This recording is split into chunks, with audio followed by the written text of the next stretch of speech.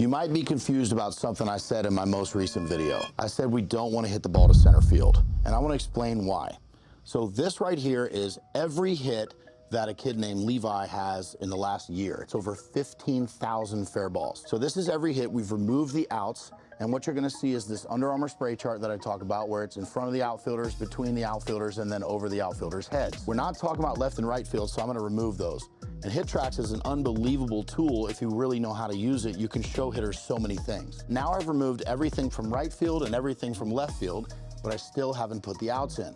Notice there's a giant hole where the center fielder plays, and notice there's almost no hits in the infield. So grounders are bad, and obviously flying out to center field is bad. No coach would ever want you to fly out or ground out over and over and over again unless they coach pitching. We want to make sure that our hitters understand where the hits live in the cage and where they live on the field. And since most of the time, especially if you live up north, you're going to be hitting indoors, you need to understand this concept. When I add the outs back, all this blue and yellow and those few triples up here really change. So what you can see is when the outs come back, look at how many outs he's wasted hitting the ball to center field.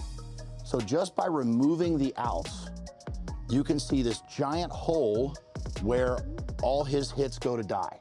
That's line drives, fly balls, it doesn't matter. If we're hitting it in this circle, the center fielder is catching the ball. And the last thing we want to do is practice getting out. Basketball players don't practice missing shots. Offenses in football are designed to eliminate the other team's best player. Whether they're double teaming them or running away from them, it doesn't really matter. We want to eliminate the most athletic players on the field, which are the people that play up the middle. Shortstop, second base, center field. We want to leave them alone. We want to pick on people in the corners, but honestly, we just want to get away from center field so we can practice hitting the gaps. It's not hard to train this. If pitchers can learn new pitches and new spins, your hitter and you can learn how to avoid the center fielder by pulling or going opposite field on middle pitches instead of just hitting it really hard and heading back to the dugout.